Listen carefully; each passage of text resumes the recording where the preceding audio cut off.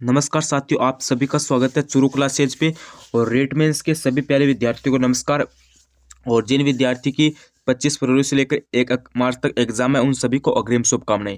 तो आज हम बात करने वाले हैं कि रीट मेंस फर्स्ट लेवल और सेकंड लेवल के जो विद्यार्थी हैं, उनको अंतिम काफ़ी कम समय में आपको कैसे तैयारी करनी चाहिए, ठीक है। अंतिम समय में आपको क्या पढ़ना चाहिए, क्या छोड़ना चाहिए, और अंतिम 15 दिन की जो हमारी रणनीति है वो क्या रहनी चाहिए। यानी हम इस वीडियो में आपको अंतिम 15 दिन की रणनीति बताने वाली है। अंतिम 15 दिन में आपको क्या करना चाहिए वो सभी बात हम इस वीडियो में करने वाले हैं। अगर आप चैनल पे पहली बार विजिट कर रहे हो तो चैनल चुरू क्लासेस को सब्सक्राइब कर देना, क्योंकि चुरू क्लासेस पे आपको topic wise class plus model paper आपको मिलते रहेंगे, तो सब्सक्राइब कर देना। तो चलिए आज के इस वीडियो को स्टार्ट कर लेते हैं। तो देखो, आप सभी को पता है कि अभी हमारे पास काफ़ी कम समय है, ठीक है। अभी आप मान के चलो तो हमारे पास अब 15 दिन का ही समय आप मान के चलो, ठीक है। अभी आप वीडियो देख रहे हो तब मुझे पता नहीं है कि कितने दिन बचे हैं, लेकिन मैं वीडियो बना रहा हूँ उस टाइम आप मान सकते हो कि 15 से 20 दिन है। तो आपको पता है अब आपकी एग्जाम को काफ़ी नज़दीक आ चुकी है, आपकी एकदम सर पे आ चुकी है।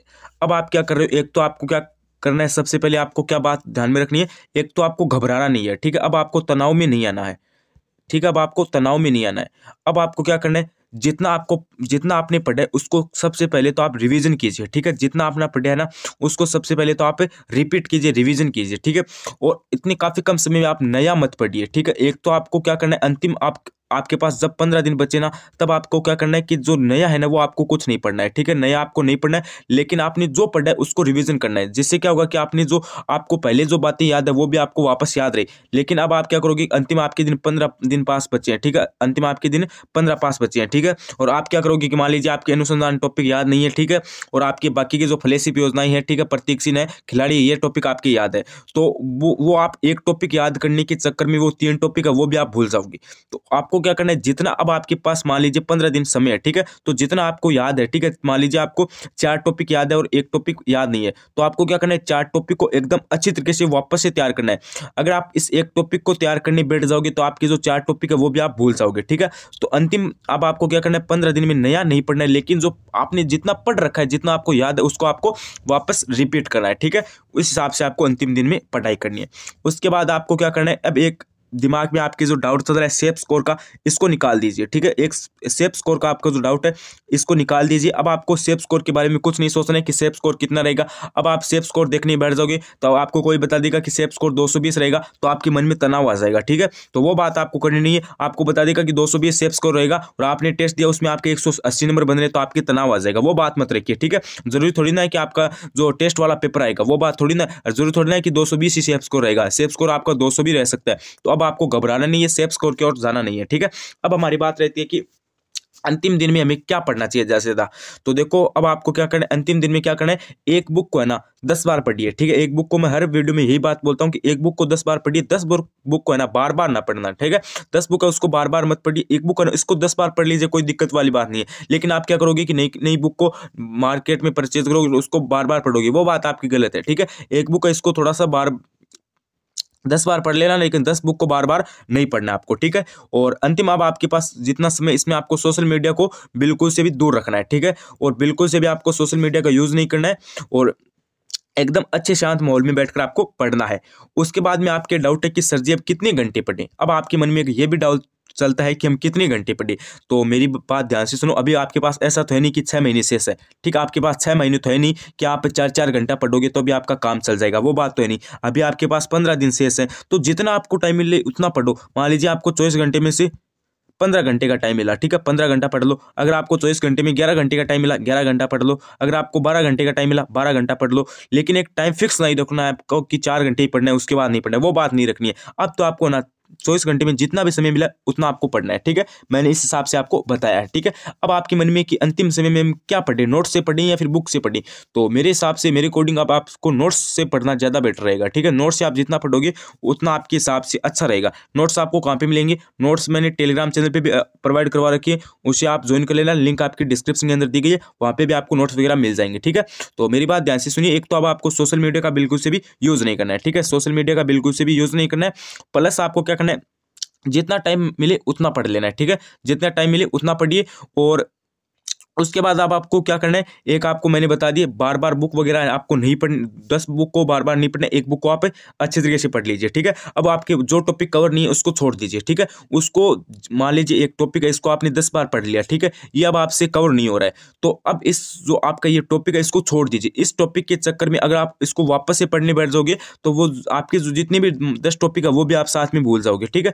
तो इनको हमें क्या करना है, जो टॉपिक हमें याद नहीं है उनको छोड़ देना है, ठीक है, क्योंकि आपको पता है वो टाइम खराब कर रहा है आपका, तो उसको एकदम अच्छे तरीके से छोड़ देना है। जो टॉपिक आपको याद है उनको रिवीजन कीजिए, ठीक है, उतना अच्छा आपके लिए रहेगा, ठीक है।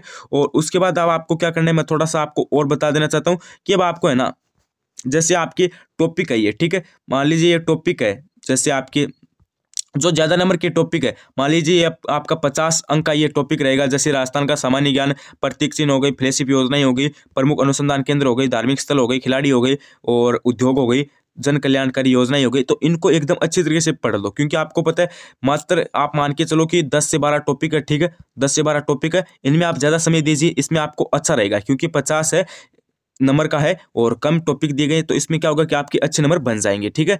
और उसके बाद आपका जैसे टॉपिक हो गया, एक आपका टॉपिक हो गया जैसे यहाँ पे करंट अफेयर है, तो इसको भी थोड़ा सा ध्यान में रख लेना। एक आपका छोटा सा टॉपिक लगता है, कौन सा, एक आपका सबसे अंत में टॉपिक लगता है, हाँ ये रहा आपका टॉपिक, कौन सा, सूचना तकनीकी का, ठीक है। सूचना तकनीकी का जो टॉपिक है इसमें आप आराम से 10 में से 8 नंबर हासिल कर सकते हो, ठीक है, आराम से 10 में से 8 नंबर हासिल कर सकते हो। देखो 4 टॉपिक है, सूचना तकनीकी, ठीक है, सूचना प्रौद्योगिकी के आधार, प्रौद्योगिकी के उपकरण, प्रौद्योगिकी के अनुप्रयोग, प्रौद्योगिकी के सामाजिक प्रभाव। तो ये जो 4 टॉपिक है इनको एकदम अच्छी तरीके से कवर कर लीजिए। और अगर आपके पास सूचना तकनीकी की बुक नहीं है तो मैं आपको एक क्लास 9वीं की आरबीएससी की बुक है, ठीक है, वो आपको मैं प्रोवाइड करवा दूंगा, ठीक है। पीडीएफ आपको टेलीग्राम पे मिल जाएगी उस बुक की, वहां पे आपको क्या करना है, उस बुक से आप ये सभी चारों चीजें ना ये पढ़ लेना, ठीक है।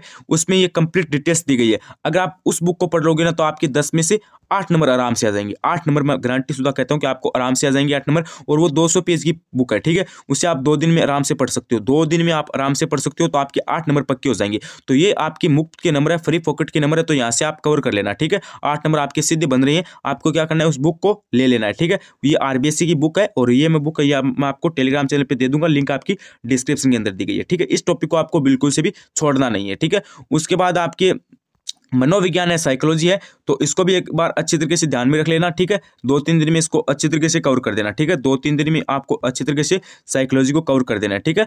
अब आपको ज़्यादा घबराना नहीं है। और उसके बाद मैं आपको बता देना चाहता हूँ, हाँ अभी आपको पता है कि हमारे पास काफ़ी कम समय है, तो जो आपके ज़्यादा टॉपिक अच्छा कवर है उसे आप अच्छा एकदम स्ट्रॉन्ग बनाइए, ठीक है। ज़्यादा समय अपना बर्बाद मत कीजिए कोई भी अदरवाइज चीज़ों में। और यहाँ पे एक आपका जो ये टॉपिक है जो शैक्षिक परिदृश्य, इसे भी आप एक बार ध्यान में रख लेना, ठीक है। ये भी आपका अच्छे नंबरों का टॉपिक है।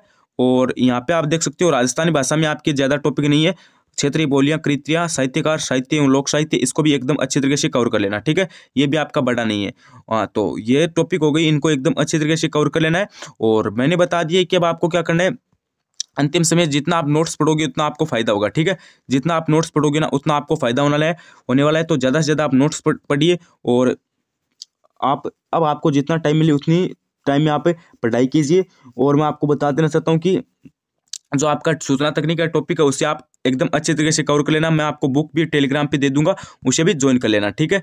तो इस हिसाब से आपको तैयारी करनी है, जितना टाइम मिले उतनी देर पढ़िए और जिस टॉपिक को ज़्यादा कवर कर रखा है उसको बार बार रिवीजन कीजिए ताकि वो वापस न भूल जाए। और आपको मैंने बता दिया है कि अब एक बुक को बार बार पढ़ना है और न्यू बुक को बार बार नहीं पढ़ना है, ठीक है। एक बुक को 10 बार पढ़िए, 10 बुक को बार बार नहीं पढ़ना है, ठीक है। और तनाव मुक्त रहिए कि हमारी एग्जाम नज़दीक आ चुकी है, तो आप अपने साथ साथ जो आपका शरीर है, शारीरिक है, उसको भी ध्यान रखिए, ठीक है।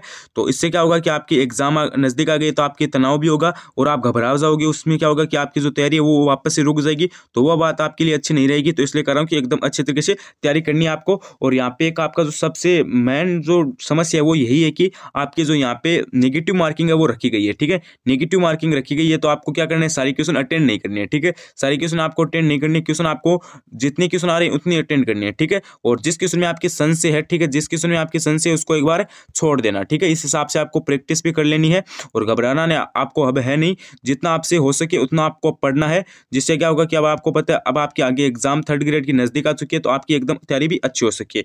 तो ये तो हमारी कुछ आज की इंपॉर्टेंट बातें थी जो हमने आपको बताई है, और आपको वीडियो कैसा लगा कमेंट करके जरूर बताना। और आज के लिए बस इतना ही, बने रहिए चैनल के साथ और सब्सक्राइब कर देना। अगर आपको बुक वगैरह और नोट्स वगैरह चाहिए तो आप ज्वाइन कर लेना टेलीग्राम चैनल को। धन्यवाद, बने रहिए चैनल के साथ। धन्यवाद, थैंक यू।